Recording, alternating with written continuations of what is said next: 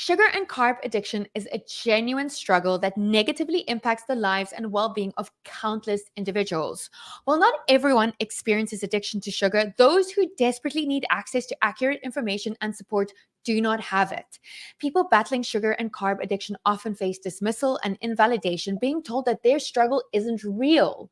The reality, however, is that sugar and carbohydrate addiction is a serious issue that can significantly hinder one's progress and quality of life. That is why I'm so excited for today's sugar-free show. We have a very special guest. Dr. Jen Unwin is a clinical psychologist who has dedicated her career to helping people overcome food and sugar addiction. Dr. Unwin has been running group sessions for over a decade, assisting patients in their journey to break free from the grip of sugar and carb addiction. She was featured in the BBC documentary The Truth About Carbs, which reached an audience of over 3.7 million viewers. Dr. Unwin is the author of the book Fork in the Road, a guide for those struggling with food addiction. She's also a member of the team coordinating an incredible international consensus on food addiction and serves on the scientific advisory committee for the public health collaboration, steering the development of their food addiction service. Jen, I am so happy to have you here. Welcome. Oh, thanks so much. And what a great intro, not of me, but that was very kind. But I think if an introduction to the topic is fantastic. You know, that there's so many people out there, and I know this is just your passion as much as it is mine. So many people out there who've not got the right information, who've not got the right help, just because this isn't a condition that is yet recognized. So there aren't accessible treatments for people, and that's our mission, isn't it? Is to get this as a recognized condition, to make sure the research is there so that we know what are the effective treatments, and to have those widely available, widely talked about, so that people aren't suffering in silence and thinking that they're failures because they don't know how to manage the symptoms. So thanks so much for having me on. Amazing. Yeah. So I want to actually just start off by, what is your definition of food addiction or sugar and carb addiction, like whichever one you want to explain? Yeah. So I like to go by because I'm over here in Europe, we use a system called the ICD, which is the International Classification of Diseases, sort of hosted by the World Health Organization. And they actually have 6 criteria for what they would call a substance use disorder. That obviously acknowledged addictions like alcohol, drugs, etc. And I think we all sort of, we're all sort of really quite well versed in what an addiction looks like for those substances. So myself and a colleague called Heidi Yever, who I met when I was training under Bitten Johnson, who you'll know well. Yeah. We did her training together, and we just kind of clicked. And she's over here in the UK. She's a nutritionist. So we've sort of been working together ever since. And we took the 6 criteria that the WHO used for substance use disorder and sort of reworded them so that they would apply for food. So it's really a similar sort of process to Ashley Gerhardt in the States, who developed the Yale Food Addiction Scale using the symptoms from the Diagnostic Statistical Manual, the DSM. But we've sort of created this kind of simple screening tool, if you like, based on those 6 criteria, and it's called Craved, and that's because then I can remember what the six criteria are, and I'll go quickly through them. And I mean, I guess a lot of people listening will recognize themselves in this, and I definitely did. I mean, I like you back in the day, I'm sure, had all 6 of these symptoms, on a daily basis. This wasn't a problem for me to recognize. When I heard Bitten first talking about sugar addiction, really everything fell into place for me. That was the problem that I'd suffered from all my life. So CRAVE stands for, C is for cravings and compulsions. So experiencing cravings for certain foods throughout the day, and compulsions to eat those foods that are really hard, if not impossible, to resist. So that's the first one, this C for cravings. Yeah.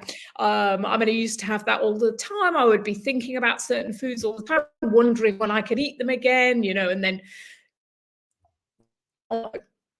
R is, we call it reaching for more, but it really captures this idea of tolerance that we all understand with alcohol, don't we? If you have a drink every night, one glass, you soon get to the point where that one glass doesn't really hit the mark, because you've sort of your body and brain have adjusted to that amount of alcohol. So to get the effect that you want, you end up having another glass, and then that might go on for a while, and then another glass. So it's the same with the foods, it would never be enough for me to have one slice of birthday cake. I might have one slice at somebody's party, but that would really set off cravings for more cake. I would need more always to get the sort of effect that I was looking for. So that's C and R. A is activities neglected, and this really picks up the idea that the more we get into the food and obsessed with eating it and obtaining it and recovering from the effects of it, the less we engage really with what's important in life, like friends, family, maybe even work, hobbies, those kinds of things all fall by the wayside because we're getting a bit obsessed and in the food. So that's CAR.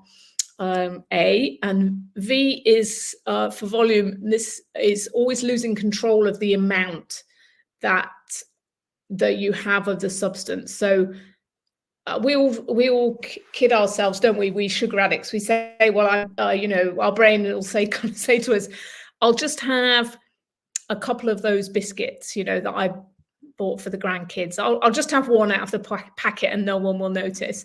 And it never ends up as one. It always ends up as about 5. And then you think, oh, that's embarrassing. I might as well finish the whole packet and then no one will know that there were ever any biscuits for the grandkids. Yeah. It's just the volume is out of control. And then E is for exclusion, and this picks up the ideas that when we try and stop, and when we try and cut out our drug foods, we definitely experience withdrawal symptoms that might be physical or emotional. So things like headaches, gastrointestinal problems, low mood, shakiness, anxiety, poor sleep, or a whole range of possible withdrawal symptoms. And then the 6th one, D, is for damage or continued use despite knowledge of harm. And this is whereby, really all the time that I was in the food, I desperately wanted to stop. I knew it was doing me harm. I knew I didn't want to be overweight. I knew it wasn't good for my health to eat those foods. I knew it was making me miserable and probably more than miserable, really, but a bit depressed, but I still couldn't stop. And that's really the hallmark of any addiction, isn't it? You're kind of doing things that are harming you and you just can't stop. So those are the 6. And that's how I sort of see it, really, when you're trying to kind of have that discussion with someone about, is this their problem? That's not a diagnosis as such, but it gives you an idea of those. If people have more than 3 symptoms, that's a kind of indication that there's probably a bit of an addiction problem going on. And as I say, and you were nodding, you and I had all 6, and we were kind of, rock bottom sugar addicts, really. For sure. So Jen, what does it look like when, so with regards to addiction, right? And I come out of like the drug addiction, alcoholic space where we believe in complete abstinence from the addictive substance. And I had a conversation with Nicole Avina the other day, who I know is part of this awesome conference that you're organizing, and she has this like harm reduction model. I want to know about your idea of abstinence, or how you treat sugar and carb addiction. Yeah, absolutely. So we counsel a sort of real whole foods as nature intended type approach, and then a sort of individual approach around what does abstinence look like for that person, because it's so difficult with food, isn't it? Because we have to eat. We don't have to smoke cigarettes, or we don't, we can avoid going to the bar or whatever. But with food, we have to eat. And I think this is kind of almost like this bruise or honesty which we need to have with ourselves, which is which are our drug foods. Which foods do we have that relationship with, which looks like those things that I was talking about, where you kind of think about it more than you should. You kind of, neglecting other things to sort of have a romance with it. And you kind of know in your heart of hearts that your relationship with that food is out of control and can't be moderated. So it's nearly always, isn't it, sugars, grains, and ultra processed foods. And then there are sometimes, certainly for those of us, I think, who've, maybe been at it longer, or, as I say, got further along the process of the disease, if you want to call it that, or the disorder.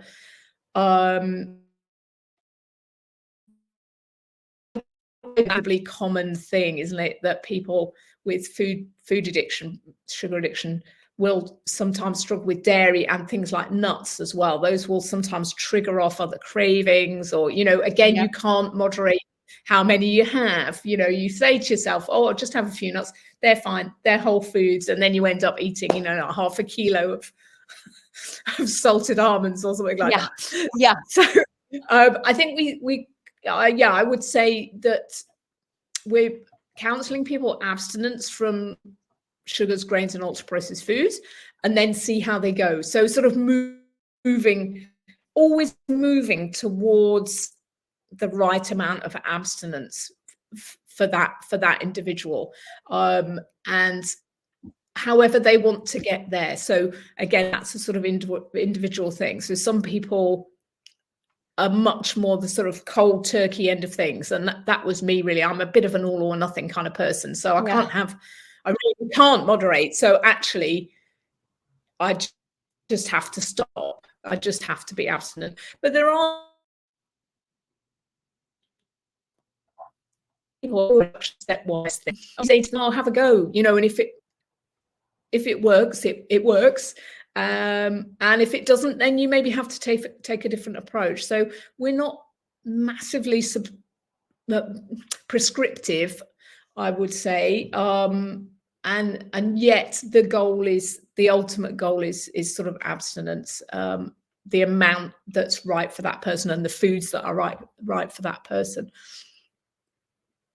I love that. I mean, I just want to touch on when you do start working with people, what are some of the most common challenges that they face when they are trying to quit? I mean, I would just say, the food environment is nuts, isn't it? It's mad what people have to negotiate, and the number of cues to eat processed foods and to eat sugars in our daily lives. I mean, it's just everywhere, isn't it? It's at the we'd say garage, gas station. It's at the it's in all the shops. It's when we go to work, there's people who are baking cakes and bringing them in. So, I'd just say the food environment is massively challenging, and that includes other people, because so we all know that, maybe 20% of the population, something like that, have probably got a problem with sugars and foods that's a little bit addictive. I mean, I'm amazed it's not more, to be fair. I'm amazed anybody manages to have a normal relationship with food within the current food environment. Right. And so it follows that, a lot of people that we encounter, or our friends and family, also have something of this issue. And I've found, I don't know about you, but other people who are maybe earlier in the journey and haven't acknowledged that they have this problem, a bit like alcoholics or people with an alcohol problem, like to be in the company of other people who like alcohol, because it sort of normalizes that behavior.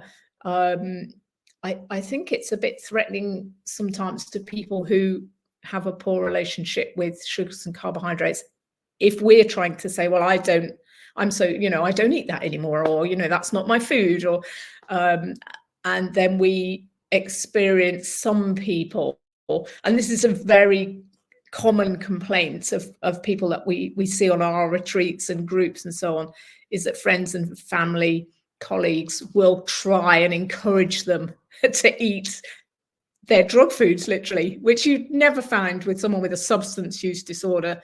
I mean, you'd never offer someone with an alcohol problem a little glass of whiskey on a Friday night, would you? But that's what we encounter as sugar addicts, is people say, "Oh, it's your birthday, one won't do any harm."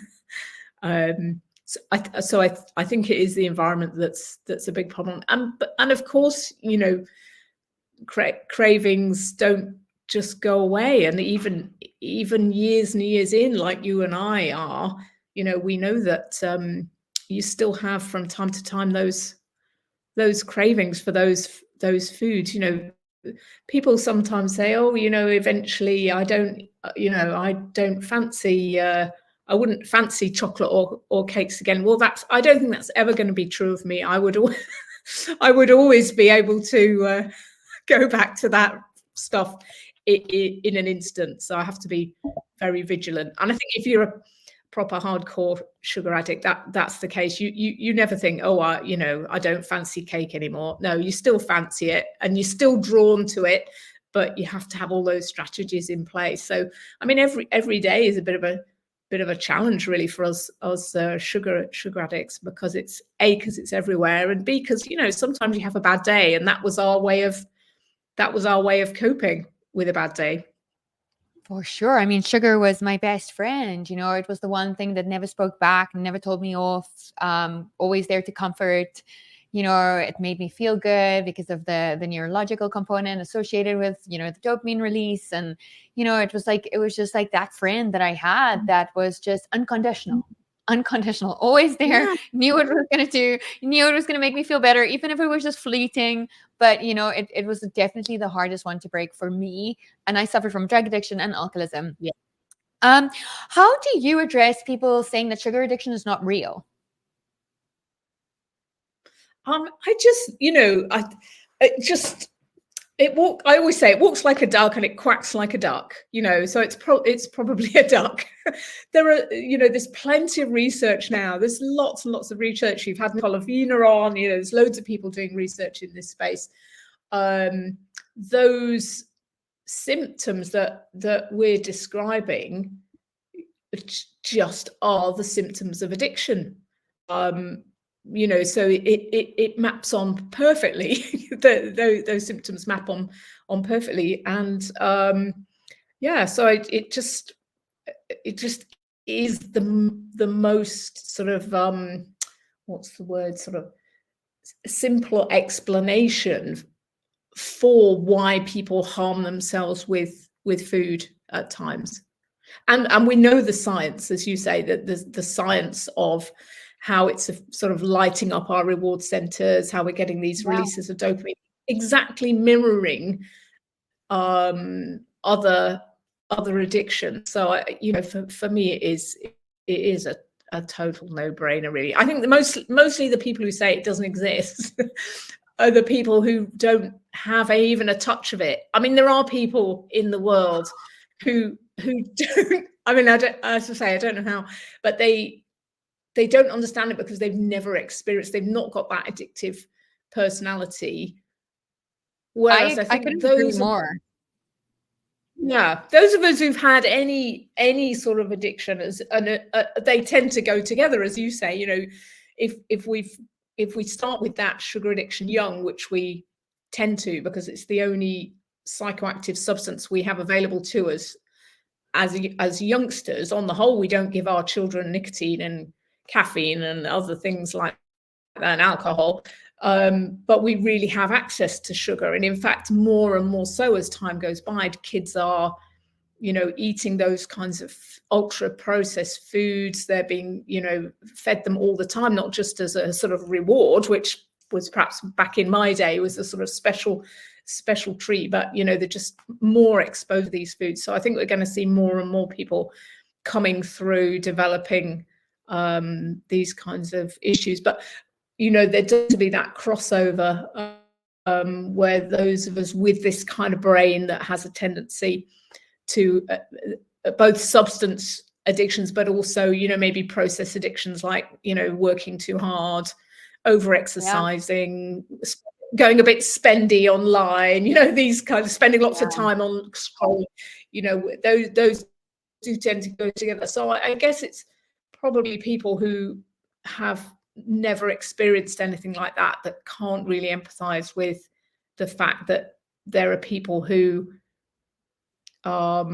you know, seem so competent in every other walk of life. And I'm always struck by this with the people who come to us for help, right? Incredibly competent, successful people who've got, you know, their own businesses and, you know, lovely families. You know, they're sort of successful across the board, apart from this one aspect of their behavior, and they feel kind of ashamed that they can't control that. And that's, you know, again, that's the situation you and I were in, where you can't really wrap your head around the fact that you can't solve this one aspect of your behavior until you see it as an addiction, and then that gives you the model of what to do.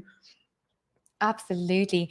My next question really is very much linked to what we just spoke about. And do you believe that sugar is a gateway drug for other addictions, especially if we allow our kids access to it at a young age and knowing what happens to the brain when we consume sugar? Yes, I 100% see that. And I think there's evidence that that's the case. As I say, it is the only substance that children have access to. So, you know, if they either have very high levels of exposure, or, you know, I do believe that there's something, you know, maybe genetic, or I don't know what's going on with these sort of addict brains that have many advantages, but unfortunately have this disadvantage. And I think we need to talk to our children about that. It's so difficult, isn't it? This balance between, you know, not completely banning things so that when they can have access to those foods, they go completely mad. But explaining to them, I think they do understand, you know, these things affect the brain. And we've actually got 4 grandchildren living with us at the minute, and we have this sort of, yeah, it's really sweet, but this issue with them, when we obviously they eat whole foods sort of 99% of the time, but then they go to parties, obviously, and they're going to be exposed to those foods, and actually they come back and they don't feel very well because they've not had them, so they're not used to it. And then we talk to them about, well, you know, it does this to the brain, it does this to the body, and we don't sort of, you know, totally ban it, but it is about explaining to them at a level that they can understand, you know, that and the mess you can get in if you let that run out of control, or if you don't have other emotional sort of coping mechanisms. So yeah, it's a very interesting one for parents and grandparents how to navigate that. And I, you know, definitely not using those things as a reward or as a comfort, I think is important, really. Right, for sure. Okay, so let's talk about how do we get this recognized as a condition leading into the incredible conference that you guys are organizing and involved in? Yeah, so absolutely. So we've already said there's the DSM in America, and there's the ICD here in Europe. The PHC conference is the 18th to 19th of May. Thanks for putting that up. The R1 is the 17th of May, the day before. Oh. So I need to send you the link to that. We're on Eventbrite for tickets. Oh wait, I got that actually. Let me put that one up. But yeah, come to that as well if people want to. Yeah, so Ashley Gerhardt in the States, who's not able to come to our conference because she's so super busy, is coordinating a submission to the American Psychiatric Association, who hosts the DSM, to have food addiction recognized as a substance use disorder. And over here, it's really Heidi Yever, who I've already mentioned, and myself and a few others who are trying to coordinate. We already made a submission a few years ago slightly on the quiet, to see what their response would be. And we did have, hundreds of references and a lot of support from people. We weren't too surprised when they kicked it back, and they said that one of the things that they said was that there's no consensus that, as you were saying, there's no consensus that food addiction is an agreed, disorder. So we recognize. So we thought, right, okay, so the next step really then to respond in a logical way to that was to try and see if we could form a consensus. So what we've done over the last 12 months is try and contact as many respected researchers in and I mean lots of other people and clinicians. So we've contacted about 50 people in the end, and then 40 actually took part in the consensus meetings and groups. There were small groups working on sort of certain questions and seeing if we could get agreement. And then over time, we've sort of built this consensus statement, which we're going to be launching at the conference that you can see there on the screens. And a lot of the key contributors are going to be at the conference speaking live, and we've got a couple zooming in. Anna Lemke, who talked obviously about dopamine so eloquently, and Timothy Bruton, who's going to talk about food addiction and eating disorders. The overlap there. They're zooming in from the States, but everyone else is going to be there. So there'll be Nicole. We've got Robert Lustig. We've got Chris Van Tullochen from the UK, who published the book Ultra Processed People, which has been so successful this year. We've got Vera Tarman, who's a fantastic clinician, and she'll be talking about abstinence actually and what it means. We've got Susan Pierce Thompson from Bright Line Eating. We've got David Wiss, who's well known in the again this topic of eating disorders and addiction, and how does that overlap. So we've got some really smashing speakers coming, and we're going to launch this, like, what did all these people agree? And I'm excited to say that there was really a lot of agreement, and the main one, which we never thought we'd get agreement on, but I can't actually tell you what we've agreed because we need to launch it at the conference, but is what to call it, because there's always this big debate, isn't there? Do we call it sugar addiction? Do we call it food addiction? Do we call it ultra processed food addiction? Do we call it carb addiction? Everyone has their own kind of terminology. We need to kind of coalesce around some terminology, and then that's another way that we can show that there's this this sort of coherent agreement, this body of knowledge which agrees that this condition is a thing, it's called this, like these are some of the causes of it, how might we treat it, but also what more research needs to be done, because it hasn't been a recognized condition. There haven't been large pots of money for people to do research. So what research needs to be done next? And we're hoping that the next steps after the conference are, number one, making a resubmission to the WHO, and number two, maybe doing some crowdfunding so that some of these top researchers can do, what we think is the next sort of important research to do. So we'll be hopefully doing some money raising as well after the conference. So it's going to be very exciting. That is so exciting. And you can also join via live stream. It's not just in person. I will link the link in the notes below. So very important. You don't have to be in the UK to join this event. You can join via live stream. And I think it's so important to support this, because this is what we need. And it's a step in the right direction to getting this finally recognized as the addiction that it is.